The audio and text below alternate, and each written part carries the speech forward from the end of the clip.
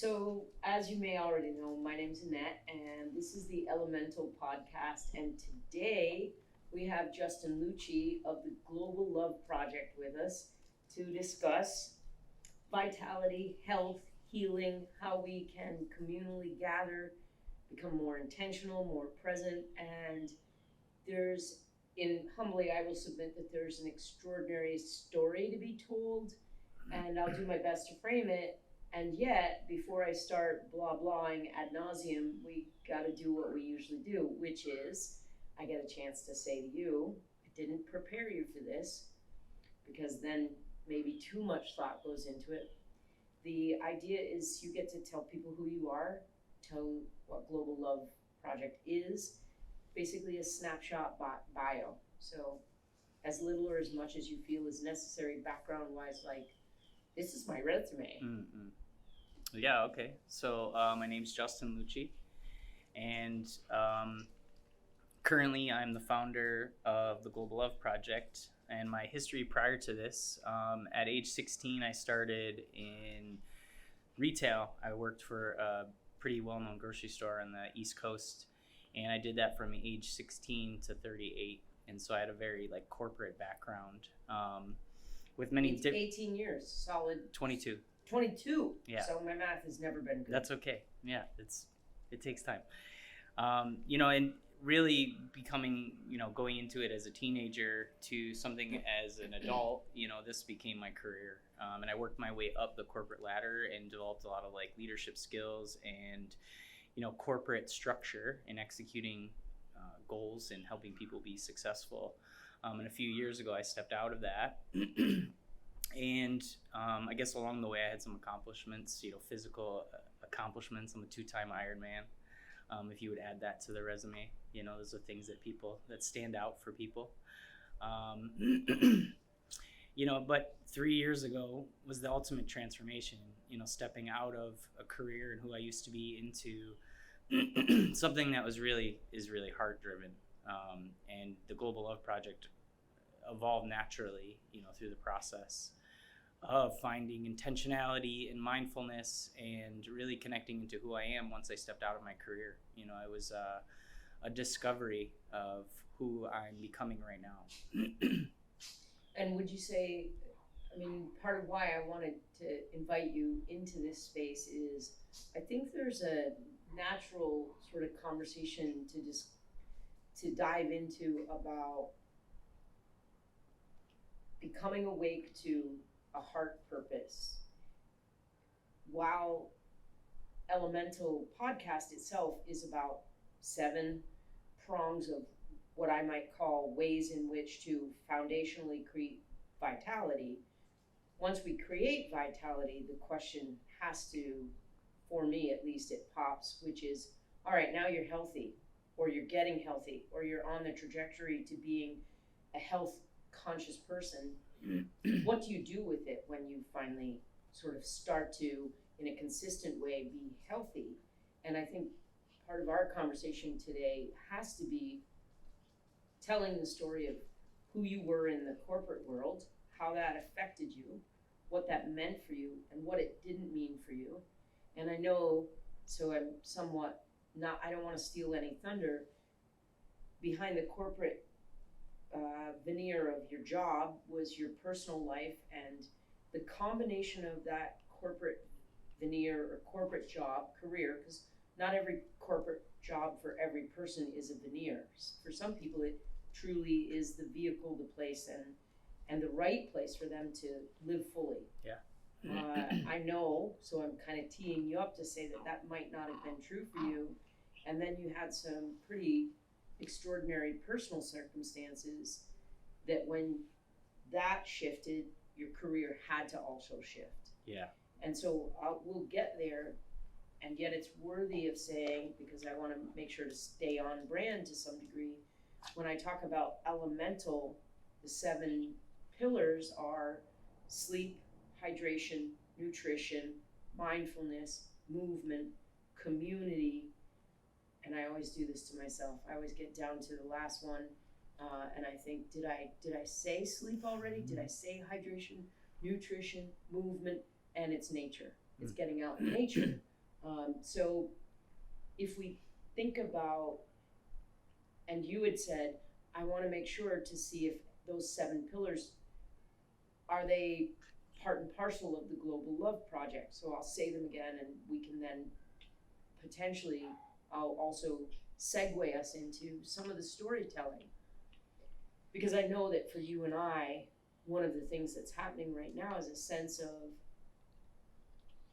unfolding that we're both a part of and responsible to and responsible for, and yet it also is beyond us. Mm-hmm. And so the story of how that's true for both of us, Elemental Podcast for me feels like a natural extension of many of the conversations I have on the mat, in the sauna, personally with a variety and range of clients over the range of my life in this industry. And so again, it's, do we get enough quality sleep? Are we getting enough water? Are we getting enough nutritious, truly fulfilling to this body's food?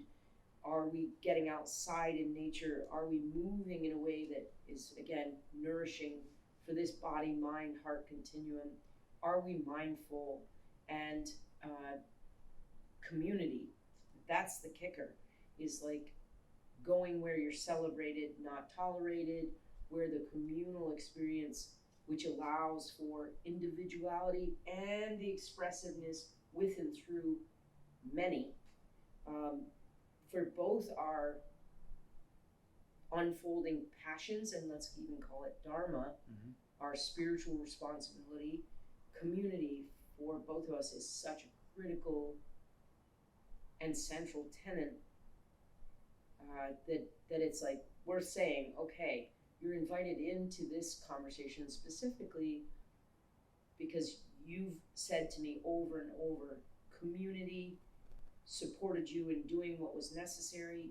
Community has become the focus, and it's way beyond you. It's now communal in the same way that we talk about humans can't do much of anything, at least not well, and certainly not for any length of time, without hydration, nutrition, sleep, and then, we have a diminishing return if you don't move, if you don't get outside, if you're not communally integrated. Like there's there's 3 that we can't do without. You will literally go crazy, have a psychotic break, fall down, not be able to manage if you're not sleeping, eating, and hydrating. Mm-hmm. And then the other 4 are how to, yes, my biological need has been taken care of. Now how do I become more expansive? And so one of the things that I think is of so much value is to discuss how that career that lasted for so long and did serve you suddenly is not an option for you any longer. And I don't know where you want to start to tell it. And I will say, like, trigger alert, there's trauma, there's tragedy, there's sadness, there's grief. And then there's also, as with anything that is real big, it's a life-death life cycle. Like there's always, the wheel keeps turning. So where would you take us if you were, as you are now, being given the opportunity to tell the story of how something individual became a communal, individual, communal, because we can't separate it any longer. I think we share that awareness. Yeah. Like I can be extracted now, sure, maybe, and yet the individuals in the communal are so critical, and yet the communal is now bigger than me, larger than me, has its own momentum, isn't me, and then some is. Yeah. So for you, where, maybe you need, perhaps, start with what you believe the Global Love Project is. And then we can backtrack into how it got started. So I would say that the Global Love Project is a campaign for peace. And this is just where it is right now. This is what I feel as an observer of what's been unfolding. This is where it's at right now. And we're going to see, because it's a project, it's unfolding as it comes into being. There's a couple different avenues at what it is right now. It's a space where people can openly express themselves and create with other people and tap into our natural creative ability, and be seen with others in that expression. Does it matter that chalk is used? That is a catalyst for how it started. Having this medium that is readily available, and it's very easy to be able to express and tap into creativity, because many people. It's pretty cheap. Yes, I mean, that matters.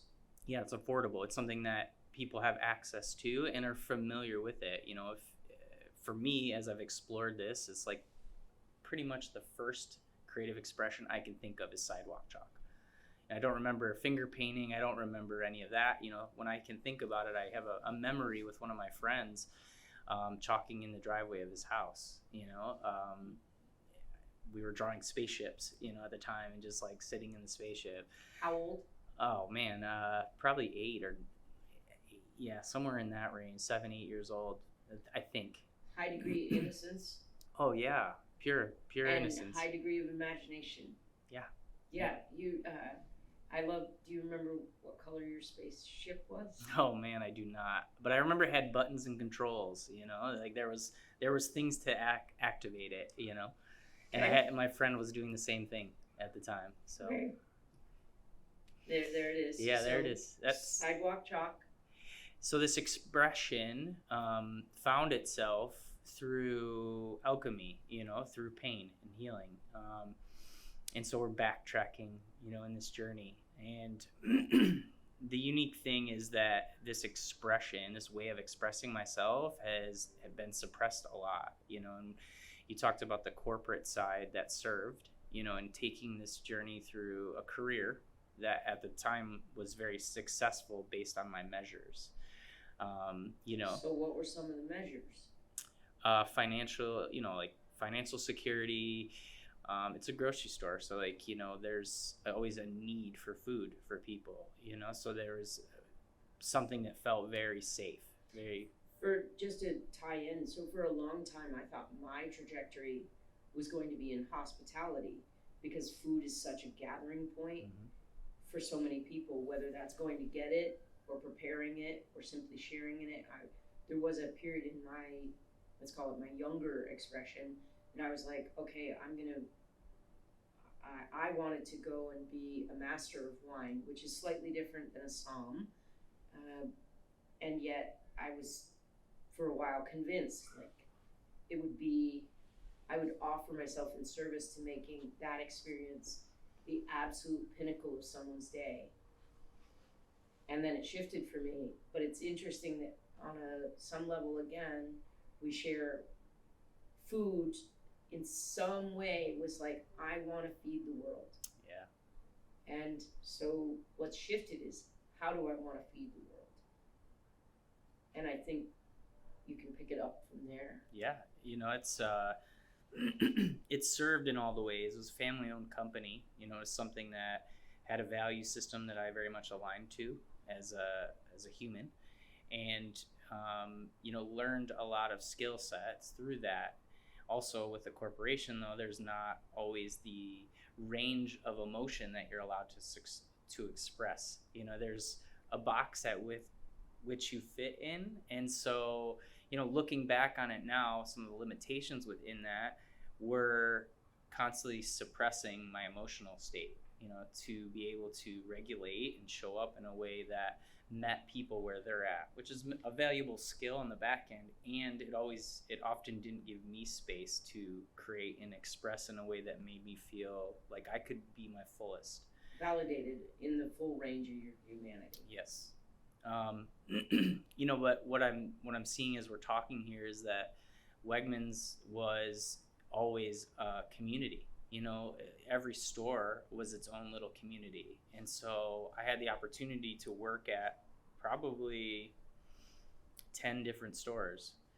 And each time, you know, you built relationships within these little communities, and you would be sharing multiple days a week with people. And so, you know, I think that has always been at the core of me without fully understanding it. And so when I stepped out of Wegmans, I felt like I'm a natural introvert, but I've had these like periods of high extroversion, like really being in periods of rich community and finding my place in that as a leader within it. And so when I stepped out of that, I really got to see how much it meant to me. When you're always in it, I mean, I was literally in it. You take it for granted. Yeah, you don't really. Not in a negative way. No, you just assume, hey, my job is dealing with people. I'm going to be dealing with people. Yeah, and sometimes it's good to take a break from being that into it. And I left my career in the middle of 2020. COVID in a grocery store was a lot to process. And so taking that time and space afterwards really got me to see the importance of having community. And it was an area where I was really like missing. And so I'm grateful that out of everything that happened, I found both a community for myself within Kodawari that helped me like be seen as me. And then I've created, the Global Love Project has created its own community for me to be seen in. And so they're very interesting to find my place in both of them and see where I find the clearest reflection of me within it. Because it's different to be seen within your own community as a leader of it. And also there's something to be seen in it as a community, as in just as a participant of. Yeah, and talk to any owner of anything and they'll be like, I'm no longer able to participate purely because I'm responsible to this thing, I'm responsible for this thing. And while, like, I've had people approach me about taking on a job at Kodawari, and one of the first things I say is, you will lose this space as a place to, you're not able to hide here anymore. You're not able to come in and just like quietly be a part of it. You're always acknowledged as having a different role in it. And so as a result, you want to be mindful. Is this a thing that you're okay with losing?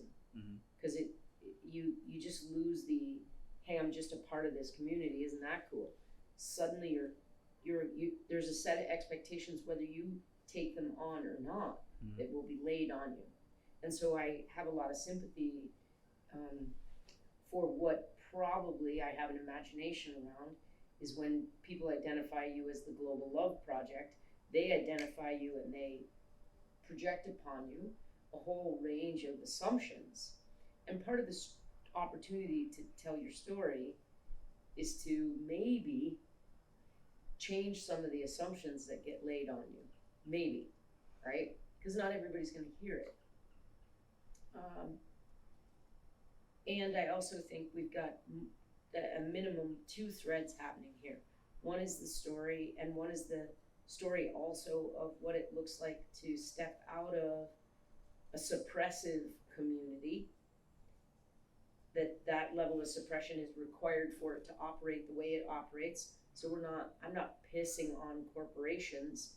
I have a great degree of respect for, wow, when you manage this many people, it's gotta get tight, because otherwise it's what we call a dumpster fire or a shit show or a circus.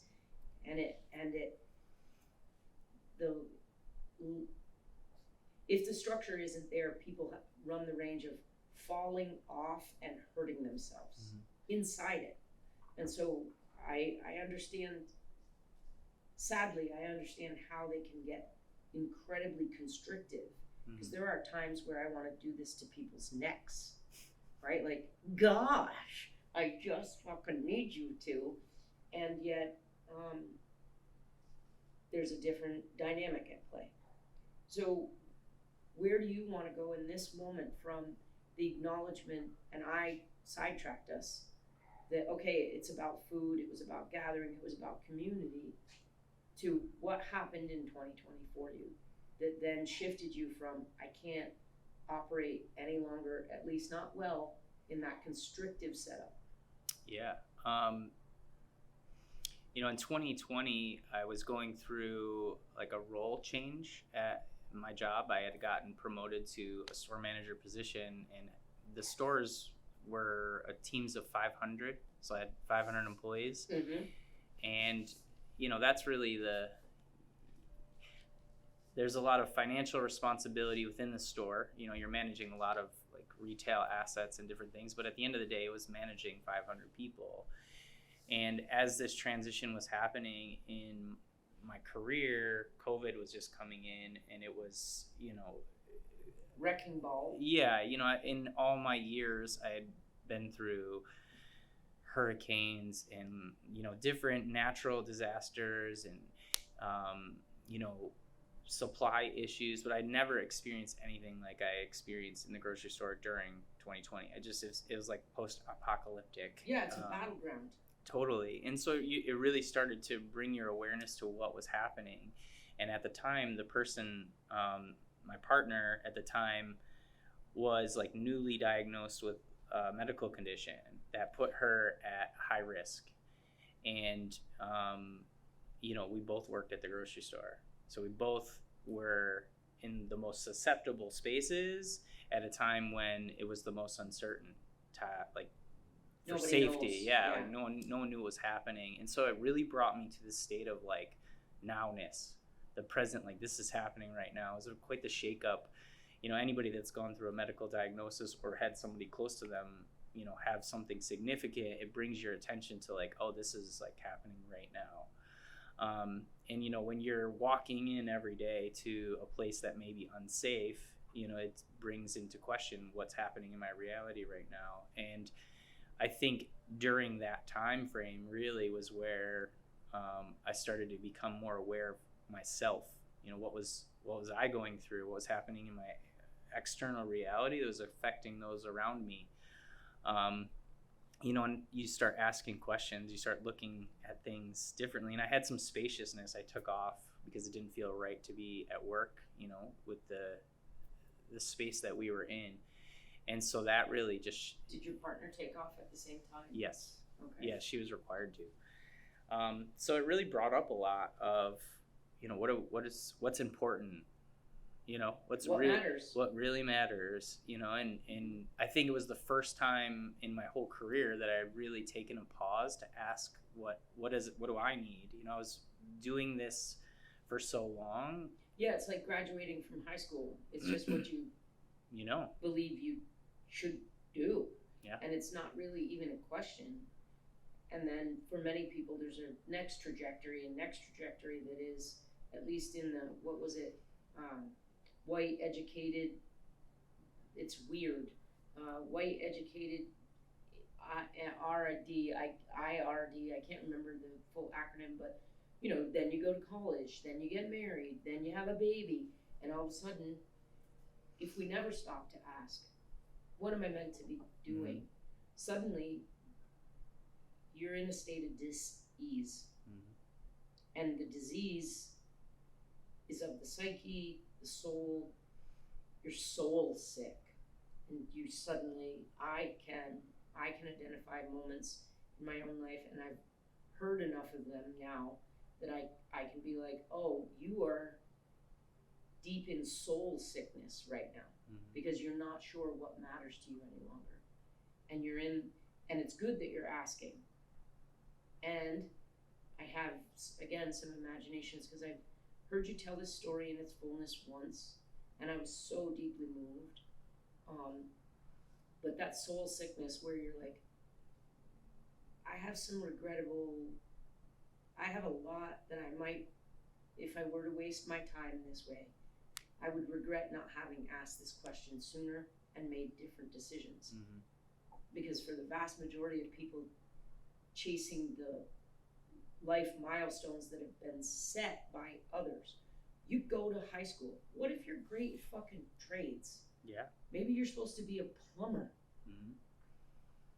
You don't graduate from high school as a plumber unless you had the prescience and mentorship and the resource to have somebody take you in that direction.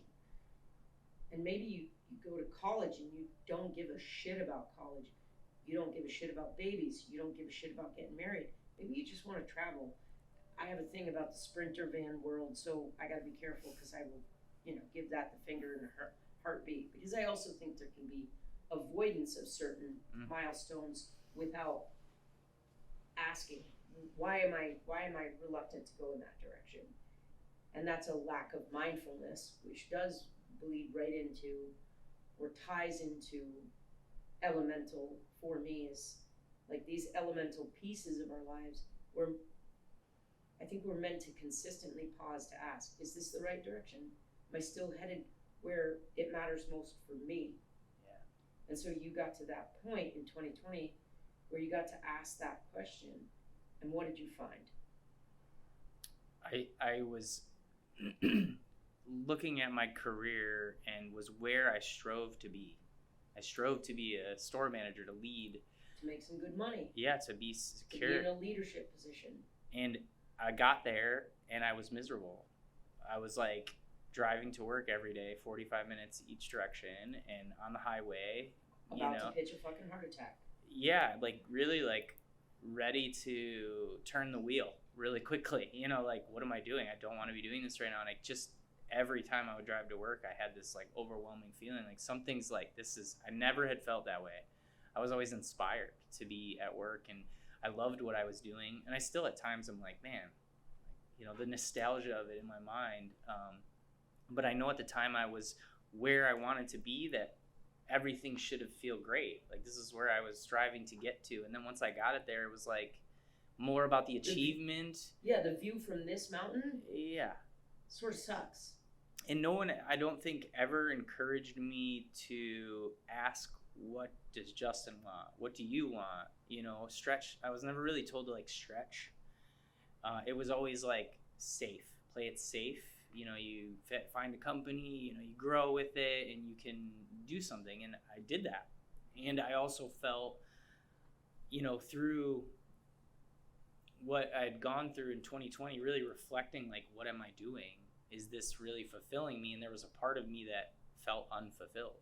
I didn't understand it. I couldn't understand it because it's taken the last 3 years from that point to really, 4 years now, to really understand, that there was something bigger, there's something more. And, I can see that playing out in the Global Love Project now. It's like, I had to go through these things because there was more that needed to be done, and that's what I'm doing now. And I feel that for the next thing too. Would you call that unearthing or aligning? Do you have a word or words for that? Yeah, alignment, attunement almost, like there was something. The song that's supposed to be sung is not yet being sounded out. I couldn't quite hear it, but I knew there was another song playing. Okay. And, never really stretched outside of that comfort. I moved out of state, but I was always with the same company. So I transitioned, but there was always this safety net. Mm-hmm. And who am I without this company? Where are my edges versus this company's edges? Yeah, I wasn't really sure. They were so merged, and still I'm like, pulling them apart. Still trying to understand which was me, which was the company at times, and never really giving myself space. Well, this is a slightly older term, but you were a good company man. Oh yeah, poster boy. Yeah. And poster boy might be a really good focus as well, because you have to be a boy in order to be the poster for someone else's directive. If you're your own man, you might not fit on that poster at all. Yeah, I take the version of me now and put me back in there, and I'm like, I don't think it would work. I know it wouldn't Yeah. work. It wouldn't work. So what was the seminal, or where did things really go sideways for you that meant, nope, can't do this anymore, gotta leave, gotta quit? And I have an imagination that alongside whatever stories there is there, it's probably worthy of a bit of time to say, how did you manage the feel? Because when we leave safe harbor, we know that I don't know what's fucking coming. And that, the devil the devil is better than the devil you don't. has driven a lot of people to, from start to finish, I'll just stay with the devil I know. Yeah. I think I did that for so long. I stayed with the devil that I knew because it was comfortable and safe, and everything externally was like, this is great. But it got so tough to drive to work every day. Like, literally, there was a feeling inside me. I was like, well, whatever's on the other side of this can't be as worse as I feel right now. So that got so loud within me that it needed to be answered. And once I came to that spot, and I remember talking to my partner at the time, I was like, I think I need to leave. She was like, yeah, I think you do too. And so I had that support around, like, through her, you know, and to make that decision. And 2 weeks later, I Quit. Yeah, I walked into, like, after I made the decision, I reached out to my boss, set up a meeting, and it was left up to me as to what I wanted to do. And after 2 weeks, I was like, moved on, you know. And so that's when the real transformation started, because I created spaciousness then to Just be with whatever was there. Yeah, unwind it, you know, and allow just space. And so it's been unfolding since then, to be honest with you. Are we dancing around the fact that that partner then also died? You know, it's like, how do you introduce that into it? And it's really did it. Well, that's what you're doing great at, to hold that, you know. And ultimately, yes, she did pass away. And I know it's painful. And I don't, and I know you're in it right now. I'm with you. Yeah. Yeah, and it's okay. It's part of the story. Like, that's the break. That's also the freedom, potentially. Yeah. Right? Like, so much happened when that level of support for who you are and how you are shifted. Yeah. So, yeah, it was about a year later, she passed away, you know, unexpectedly. And so, you know, my journey has that in it. And I wouldn't be here this moment had that not happened. I wouldn't be in this place doing what I'm doing had that not unfolded. And it is the catalyst for who I am now, and who and how I'm being and showing up in the world. And this is, you know, the deepest parts of me are because of these experiences. You know, like, I've been able to, I am who I am today in this moment because of these experiences. And so, you know, going through and leaving. While that's super unique. The details of the story are unique. This truth is universal. Mm-hmm. And when you give space to it, you're giving space for the universality of the person or persons with you. And that's, I believe, one of the ultimate values that we have to share, right? Not you and I, every human and every human. Yeah, mortality. Yeah, so it's like the teacher, you know, I had to, when I came to Florida, when I came to St. Pete, you know, everything in my reality had changed. What I did, who, you know, what I wore, who I talked to, who was in all of it. All the things around me were different. And so I woke up in this new space with a new experience and a new framework. And this was 3.5 years ago now. And so it shaped how I view the world. Because when so much changes at one time, everything who I built my identity on went away. There was nothing to hold on to anymore. It wasn't actually there. And so this, who I am now, has come from that. So in that structurelessness, what were some of your first steps? Because you're saying it is who you are now, mm-hmm. And yet what you just shared was like, you said, I didn't wear the same things. So to some degree, what what your uniform was, both in terms of the mask and what you wore on your body, changed radically. Where you chose to live, all of a sudden it's a new space. You don't have the benefit of a partner who knows your core self any longer. And so to me, that sounds like a lot of void. Yeah. Which that's the other side of that is also an extraordinary amount of freedom. You could recreate. Because there was no boundary yet, what were your first steps toward figuring out what boundaries do I want? Yeah. Because is this your outfit? You know what I mean? Is this your, because if so, it's a chosen thing now. It's chosen now.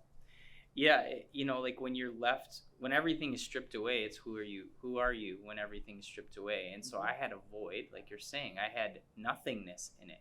It was like I could only see what was actually there. Right in front of you at the time. That's it. And I had spaciousness after this had happened where I didn't have any responsibility. The only responsibility was taking care of myself, and I had our dog here in Florida. And so every day was spaciousness for me. I gave myself permission, and I was in the position because I worked so hard to be able to like support myself through that spaciousness. And so after I left Wegmans, before Jamie passed away, I had started to journal. I had started to like question and seek guidance. And so I started meditating and did very in presence practices. And so when I went through the experience, her funeral and everything that was there, I had already started practices, and I went into it saying like, okay,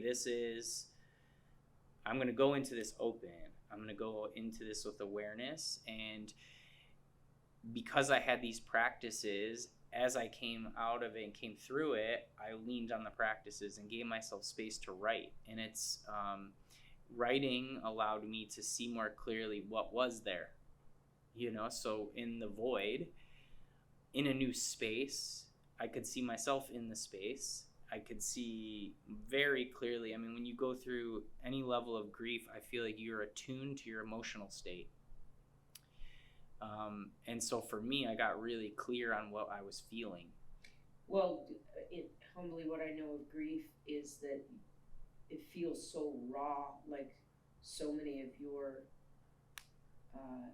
safe structures have been ripped away, and ripped is the only way. Like it feels as though your skin is freshly burnt, so everything is felt. And usually we have filters in front of all of our feeling states that are, oh, it only comes to me through this, it only looks like this, it only presents like this, because we've created funnels for our experience, and grief rips that out of the it's no longer an intermediary. And so tell me how, because the first time I heard your story, I really got caught in a particular piece around a piano, a homeless guy, chalking, bike riding, I think. Mm-hmm. So there were these like multiple pieces, and I just remember you sharing that. And what I'm interested in now is, I think my memory's pretty good, but you're in St. Pete. How do we get to the piano piece? Yeah. So the spaciousness that I gave myself every day was riding my bike was the key. I had, as an Ironman, like I really at times was very active, throughout my career still. And so movement and physical activity has always been a part of my life. And so when I came to St. Pete, I rode my bike everywhere. I was downtown. I am still downtown, and it's very bikeable. And so I would find certain spaces that felt safe enough for me to be in my own presence. A hammock spot, I find little nature spaces that would be grounding for me. I was constantly looking for things that would give you a sense of safety. Yeah, at the end of the day, it's about safety. Yes. And so, Can't overstate that. yeah, and you know, it's fun to be on a bike. You know, you feel like you're flying, you're floating, you can kind of move around quickly. You don't have to be in one spot. If you want to move, you can move quickly. And so at the time, there were places that I was exploring on my bike, and places that I would get drawn to, I would go back to. And on Central Avenue, there is an underpass of 275, and I would ride my bike up and down Central all the time, and I remember seeing the piano. And there's this piano under the underpass, and there was this character, this homeless character, that would wear a cape and he had a cane and a big hat. And he'd be out there playing piano. And, you know, it's very curious. You know, what am I witnessing? You know? Yeah. As someone that has the big old what the fuck. Yeah, it's curious. You know, like, wow, this guy's just out here doing it. You know, and because I was in such a state of present awareness of myself, these things really stood out. And, you know, I lived in a box, this corporate box, every day. And so seeing these unusual things, as a new person out in the world, I was like, what is this? And so I remember going to this piano regularly and, you know, just like, wow, this is a different way someone else is experiencing life. And one of the times I went up there, the piano was smashed. And I was just like, who would do such a thing? You know, like, don't people know that this guy's out here playing this piano? This is like his thing. You know, who would do it? Who would do that? And a few weeks had gone by, and this pile of pianos finally got picked up. And I just happened to be rolling up under the underpass, and I noticed a woman painting a new piano. And I'm like, as soon as I saw this, I just like turned my bike around to it and was like, what are you doing? You know, like, Where'd the piano come from? What This is a new piano. Yeah.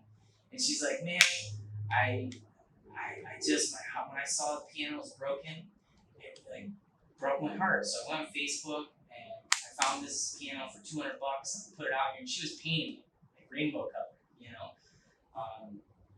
And I was like aware of the fact that she had the same experience that I did, and she took action on it. You know, she was like, I'm gonna solve this, and I was just like so inspired. I have goosebumps about it right now because it was like I remember telling her like, you get credit, like I'm giving you credit, you know, like good job, you know, this, yeah.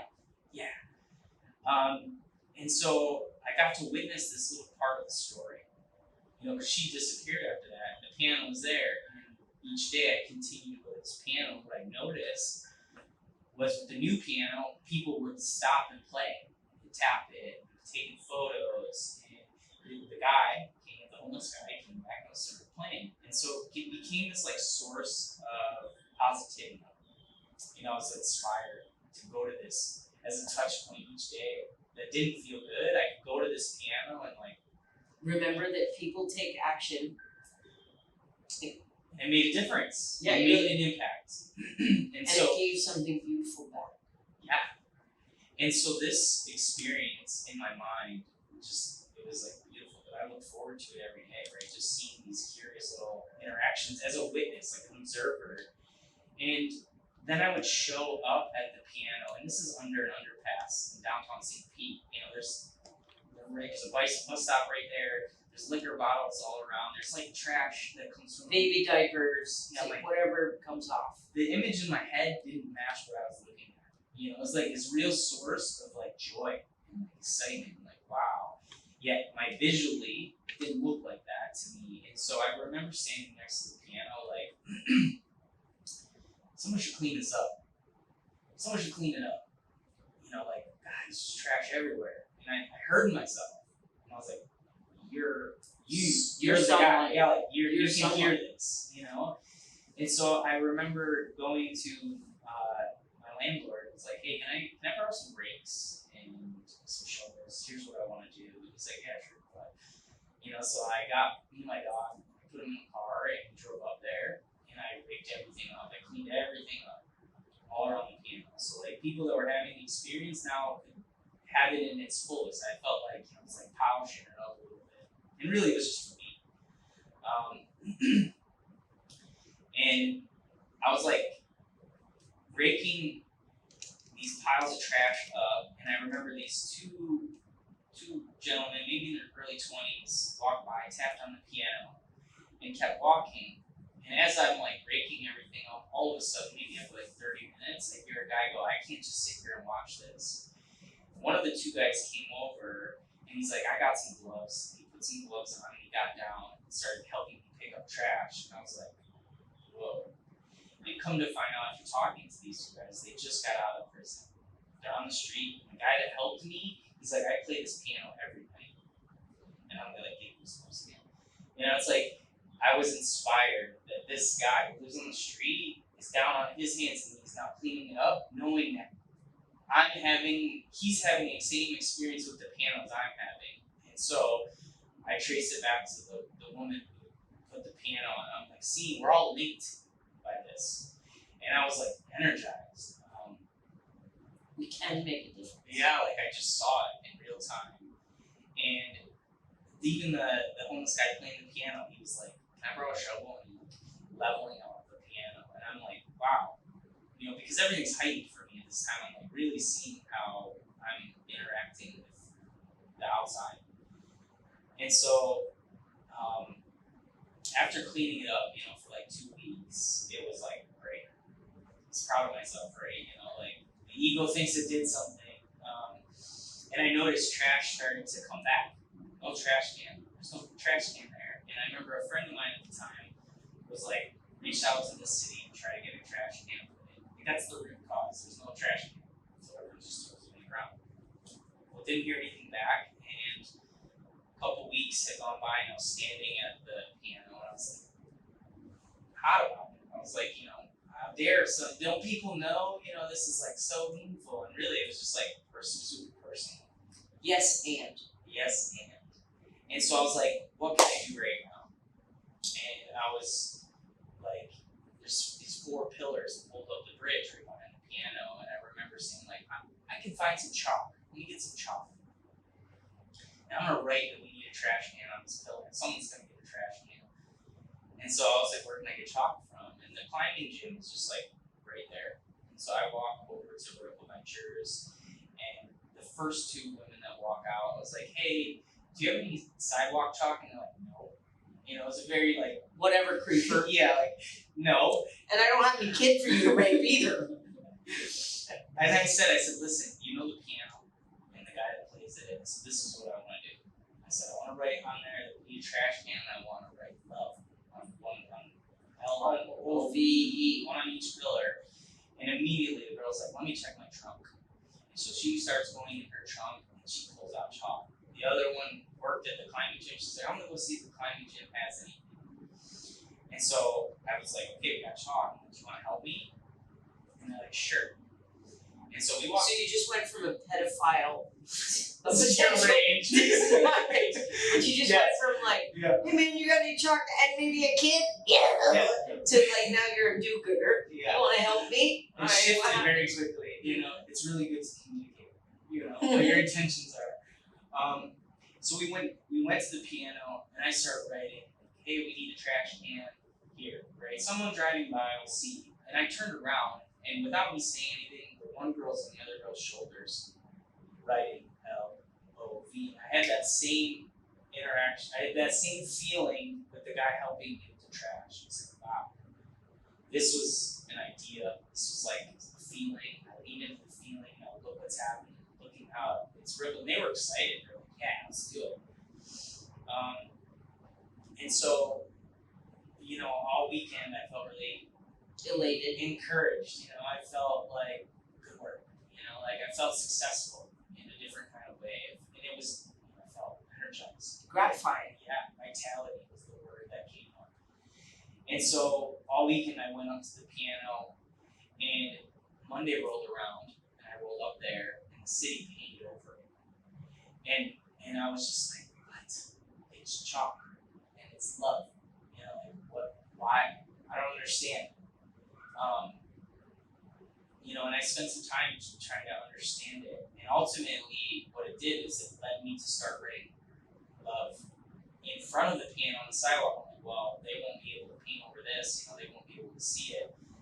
And so I started to like make it my destination every day to go up there, and I found the parts under the bridge that wouldn't rain, and so like I would leave little love notes, and this became the practice. And what I noticed is that when I started to do that, people started carving messages of love into the piano. Stickers started showing up. People would leave things at the piano. It was like I could leave the love there and it would be reflected on the piano. And I just was like, whoa, and it became this practice, right? And at the time, I learned that the definition of the word intention, the second definition of the word intention is the healing process of movement. And so each day I started this practice, like I was already going up there. I was already doing this. Now the intention to be there was clarified and cohesive. Yeah, this is what I'm feeling. This is the intention of healing. This is where I'm gonna put it. And I started to have all these interactions, like little synchronistic interactions as I started to do this. And this practice really developed in me of taking what was inside of me. And I would walk then with my dog, our dog, and walk up and down Central, and I would say, okay, I'm feeling these like really heavy feelings. If I can give intention to it, I took my chalk as I walked around and I would leave a little love and say, this is where I'm putting it. And without knowing and realizing it, it's like the next day it would still be there, and I would almost like forget about it. And how it would come back to me is like little Easter egg. It was like, hey, yeah, like these little nuggets. And the thing is, it would start out in pain, start out in a tender space, and then it would be reflected back to me in something different, and alchemy, transforming it. Started out one way, it comes back different. So this practice had started at the piano as the destination, and I got to kind of witness how it showed up in the community. And then I did it very much on my own, just like walking around. No one really knew me. No one knew who I was. No, Global Love Project technically didn't exist. It didn't exist. This is like before all that happened. And so this went on from like June to January. So June of 2021 to January 22. And in January 22, our dog was sick. And so I had a choice, and it was the choice I put him down. And it was this it was the culmination of feeling that connection that it was our bridge. He was the bridge. He was symbolically your lady. Yes, and everything that we shared together in that space. And so a month after that is when the Global Love Project, the first week, started. So after I had to put Charlie down, I made this commitment. I was like, well, I'm already doing this practice. I'm already giving intention to this. What, it felt outside of me. It was like calling me. Is like, there needs to be more. I don't know if that's truth. More. I think at the time I was hopeless, to be honest with you. Okay. It brought me to a place of like, I don't really know what else to do. I got nothing. I was in a state of complete surrender to my emotional being. I was just like, I don't know anymore. Would you say it was despair? Oh yeah. There was nothing else at the time. It's just like, there was nothing else. Nothing else mattered. Everything was gone. But the thing that happened is after I put my dog down, I didn't realize that there was a community of people that he connected me to, and that the Love Project, it wasn't the Love Project, but the act of spreading love had connected me to. And so people were there to like pick me up. And my birthday is a month. I put Charlie down January 12th, my birthday is February 11th. So for my birthday that year, a friend invited me to Vernoy Park, and there were about 20 friends there that chalked everywhere. And I'd never seen a group chalking before, in this way. I had been doing it singularly, but this was like a group of people came together and just like chalked this celebratory thing, and it inspired me. 9 days later was the first week that I started going to the circle. it was like this community energy that picked me up in that space of despair. It was like, yeah, we're here, you know. And so I felt so inspired. You know, it was like I had hopelessness and I had this inspiration, like there is nothing else. Like I'm gonna commit to going to this location every single Sunday. I'm gonna bring a case of chalk with me. I'm gonna write love. I'm gonna express myself in this way, and people want to come, they come. And How many weeks is it now? 119. So I've been going every Sunday for 119 weeks with that same commitment. You know, and as a result of that, the Global Love Project has been born. And like, I want to talk too about parallel. I started coming to Kodawari in October of 2021. And so for me, at the time, that community was here too. And it was my friend Kristen that brought me into and connected me to Sprinter yoga. van alert. Sprinter van alert, yes. You know, I didn't have a yoga practice at the time, and I hadn't been experiencing sauna. And so at the time, you know, this unfolding had now a movement practice, an intentional practice, running parallel to this other intentional practice.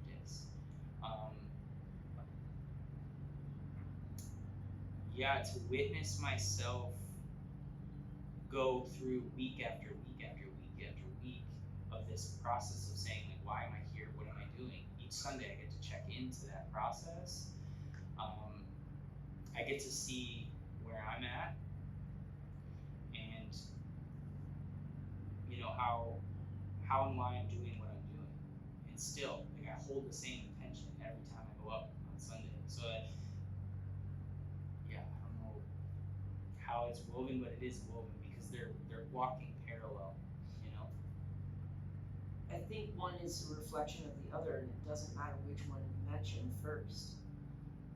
For you, what I'm hearing, and is again part of the reason why you're here now, is to talk to how community can heal, how community can shift us from a place of despair, isolation, a sense that we don't have any reason to belong, much less a place to belong, to watching the smallest action, somebody standing on somebody's shoulders to write love, cleaning up a space and having two guys that you don't know see your effort and acknowledge, like, this is an effort I can make too. And you hallmarked a bunch of spots, and I'm sure there are. Again, I have so many moments where someone will pull me aside to say, I need you to understand what Kodawari did for me when I was, and they fill in the blank of some moment of despair and sense of isolation or loneliness. And suddenly community is a part of their awareness, and so is the fact that they can heal. And I think what you're saying, so I'm looking for confirmation, is that while you were developing and continue to carry your personal practice of commitment to being on the mat, being in the sauna, which is these are threads of community, being in the circle, chalking, coming to puja to chalk with the Kodawari community. What you're really doing is saying, here's a time-honored tradition of healing, and it's not just you taking. Healing isn't about you singularly receiving at all. And in fact, it's this ongoing, sometimes you can't tell which one's which. Am I giving or am I receiving? And, when you asked me earlier what, you made a statement more to the point. You said, I want to really look and see, do the 7 pillars of the elemental concept, does it fit to what Global Love Project is doing? And my first thought, really oddly, thereby I think it's not mine, was, are we going to talk about his dream body? I don't know where the fuck that came from. But the idea that sleep is so critical to healing. Like, if we're hurt, sleep, we have to sleep. If we sleep, we dream. If we dream, there's hope. And so also then comes all the poetic, like, how awake are you? Are you in a waking dream? Are you awake to your living? Are you awake to, this level of integrative awareness? If we were to say that I'm awake, I'm aware that I'm integrated in a community, and I can't separate myself if I want to be healthy. So like this individualism that is a thread of the American dream. I'm not sure it's a good dream. I think we have to ask, as we watch that dream unfold, we have to ask different questions, and it brings us to these places where we pause. And I believe that part of what you and I are both doing in our same but separate realms is saying, let's do that pause together, because sometimes the answer is scary. I might have been misdirected. Maybe I fucked up. We can touch on a whole bunch of things there. Our culture has a heavy, I'm going to call it a reliance on booze, entertainment, to the point where it gets so heavy that it actually knocks out. It's not entertaining, and it's not health giving. That's part of why when I looked deeply at, do I want to be a master of wine? Ultimately, I moved away from that because I don't believe that it can take us in the wrong direction. It doesn't mean a glass of wine in the right setting can't be a beautiful thing. I'm not going to say it can't be. And yet, for most people, it puts us back to sleep. And not in the healthy, I'm going to get some good REM tonight sleep. It puts us into a poor type of sleep. So where do you want to see the community go? Like, if we were to ask that question, because part of what I continually hear from you, both in this setting and personally outside of this setting, is you're watching the unfolding, If someone else were, and they will be, someone will be listening to this podcast and say, yeah, that's me, I'm in despair. Somebody died I love. My job just shit the bed. I can't do this job anymore. I can't make the money that way. Maybe my family fell apart. Maybe because we know people like this, that when they wake up to, can't make money that way. And all of a sudden the things that money solves, nice cars, nice houses, clothing, safety. And if they can't provide it suddenly, especially if they're in a relationship, that relationship can get shaky. And then the way they're looked at, the way they're perceived gets shaky. What would you say? I think you've answered this question, but if I were to put it to you in a crystalline fashion, when you're in that level of despair and you're that raw, what do you do now?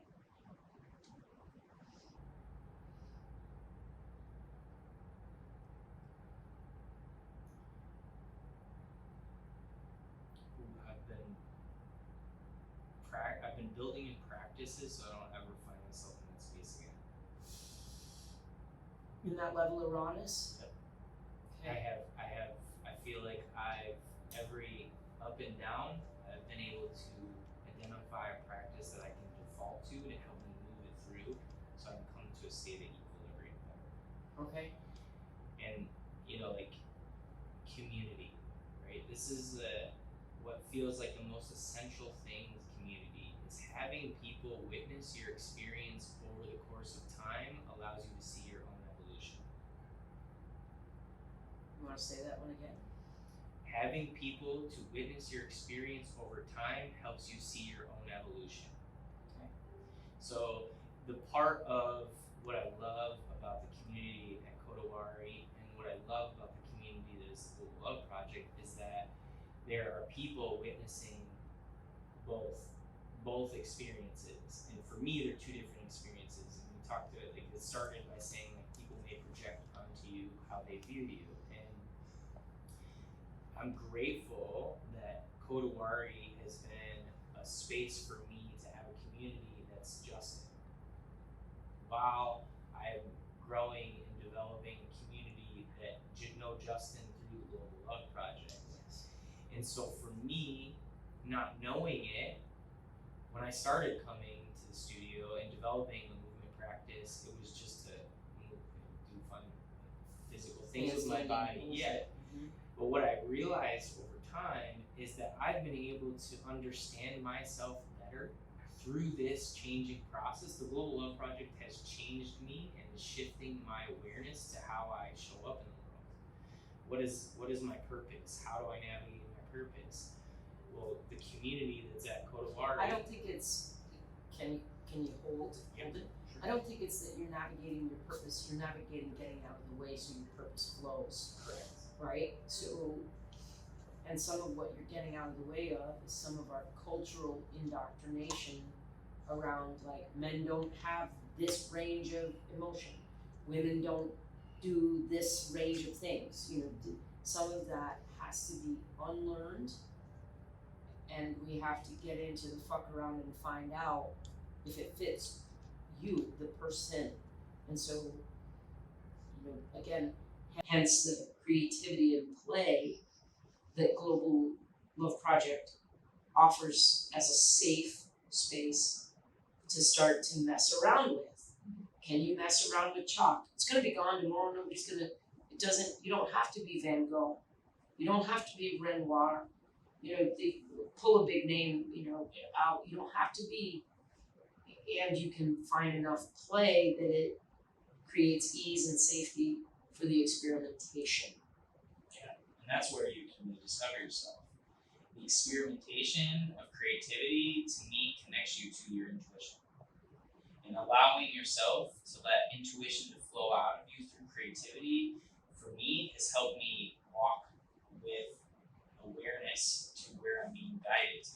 You know, because I'm listening and I'm allowing the flow to come through me. Chalk is just like, there's low attachment, high intention. You give it really high intention, low attachment, and then in that space, you're not out to make a work of art. You're out to just see what comes out and follow what your intuition is saying. Some people, they don't want to create something; they want to write something. Mm-hmm. So, good, write it out. Follow that, and really, it's just the allowance of that. And so, you know, the playfulness. Follow your feelings of passion and joy. That was really what helped me a mantra. Lean into riding my bike and chalking. I was like, well, these two things give me joy. I have a passion for both of them. I'm going to lean into that more. And following that has opened up, created this. Yeah. And I hold that intention for the Love Project when we come together in those spaces, and that's where you see it come through. Creativity, playfulness through passion and joy. And I think the piece also that's worth reiterating or saying again, maybe even in a different way or same. So passion and joy, but you have to feel. And so, and you're going to end up feeling despair, grief, envy, irritation. Like one of the things that was a huge motivator, if we roll back the tape, was you were pissed about no garbage can. How did you finally get a garbage can? There's still no garbage can there. Okay, still no garbage can. Okay? Still no garbage can there, but I'm working on it. I'm still working on it. But I love that the irritation with the being washed over, painted over, is what forced you onto the ground. And that on the ground, you were like, these motherfuckers won't see it. It's on the ground. They're not going to paint it over. They can't paint this over. Ha ha! And, you know, to some degree, the middle finger, that it was a motivation of like, well, fuck you, I'm going to find a way, was equally necessary to the despair. Yes. And also for me, being suppressed is like I feel like as a man, I was not encouraged to express my emotions. And so finding this outlet to express my emotions in this way is, I still feel that energy, that like, fuck you energy. Like, nobody is going to tell me I can't express myself in the way that feels any longer. Yeah, like, no, and we all have that ability to express ourselves, and that's what I really love about chalking. Giving people chalk is like, you can express yourself any way you want. That freedom, because we've all been limited in certain ways. Absolutely. And so the thing is we don't have to. We don't have to limit ourselves, and maybe in certain areas we need to, but when it comes to the creative process, there's also got to be places to unfetter. So yes, okay, like, again, I'm not good fodder for a church revival meeting. I'm not the person you want up front. I'm going to say something that'll upset the followers. So I don't go to the church revival meeting. So there are places we might want to dial certain aspects down and be a little more fettered out of respect for the setting. But I also can choose not to go to that setting. Like, I make all the jokes all the time. Don't invite me to grandma's house. If you know me at all, and you know your grandmother at all, and I'm going to offend her, tell me I'm not welcome there, because I'd rather know that up front, right? And so then I can choose my settings, and equally our work, and this is probably where we get to wrap this for today, is to say, we've discerned, felt and thought and felt, both things. It's an analysis of what's my value when I feel that I can open the door to joy, to contentment, to safety, to creativity, to intuition. I open those doors at Kodawari, and you're graciously feed me back the information that gave me the strength to go do the thing I needed to do outside of Kodawari. And strength might not be the right word. Impetus, courage. I don't know, because it's different for people. It's a range too. Yes. Offer different things at different times. Yeah, and so you and I felt and thought enough and followed that trajectory so that we can create spaces for the unfettered moment of creativity, intuition, movement, and equally we're here now so that I can say, like, yeah, get some sleep, get some hydration, do the nutrition thing, get your biology lined up all right, and then pay attention, mindfulness, intention, presence. Pay attention, go where you're celebrated, where you feel safe, go where you feel like you can be loving or loved. Get outside in nature so that you're into something larger than yourself, and make sure to make space every day for community. I think it's essential for us to take care of ourselves first, and a lot of the pillars are first online with self, and then there's now you can show up in community as your fullest expression. Absolutely.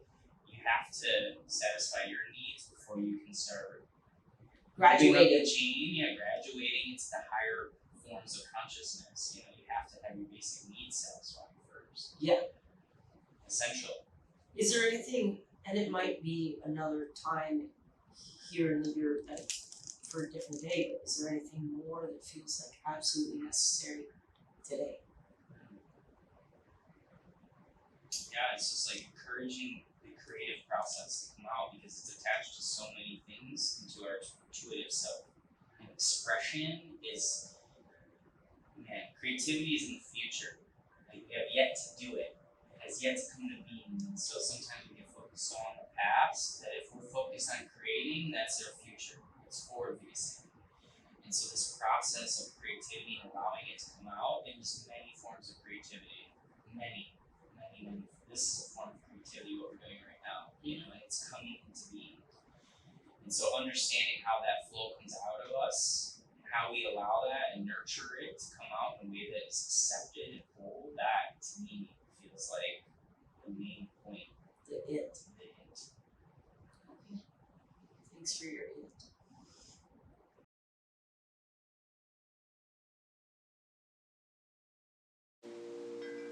Come on, senor. Ah, woo! Oh, it's very fresh. Why are we doing this here? Because it's so good for the IG, baby. Here, have a hibiscus. Keep yourself under control. Okay. We got Tell me 4 foods. 2 of which you hated as a kid, 2 of which you love now as an adult. mustard. I hated mustard. I love mustard. I hated, I loved.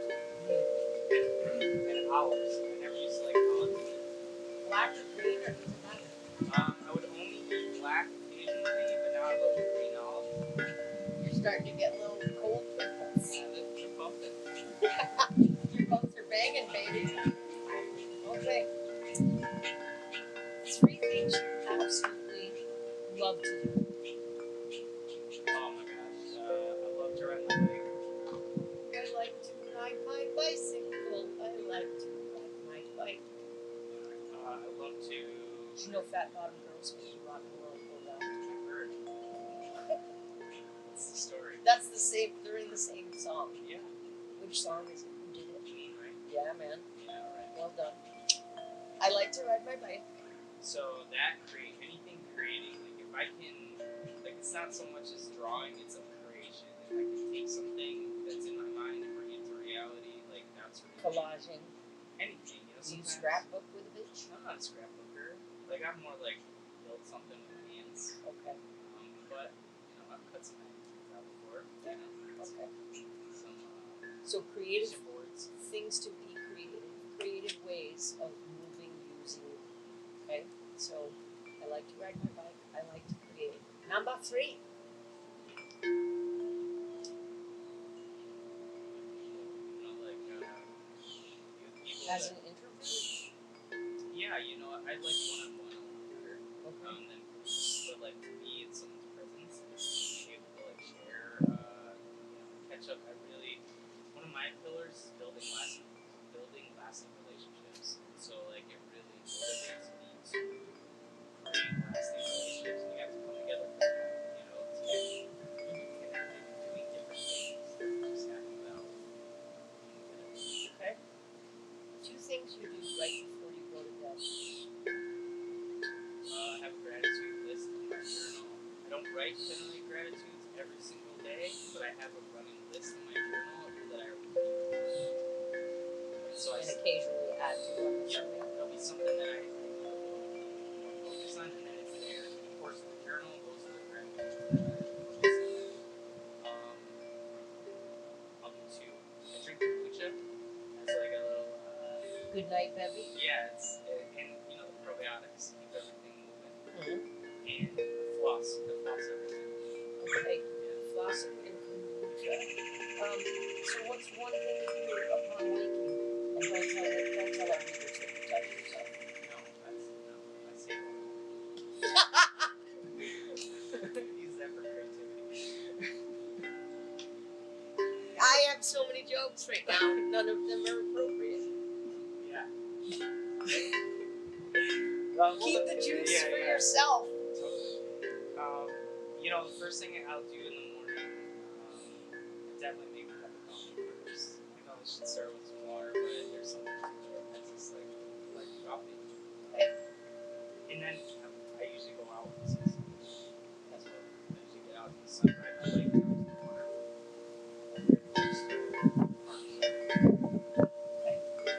Anything else you want to tell our avid viewers while we're here in the water? No, just be mindful of getting up for that. Yeah.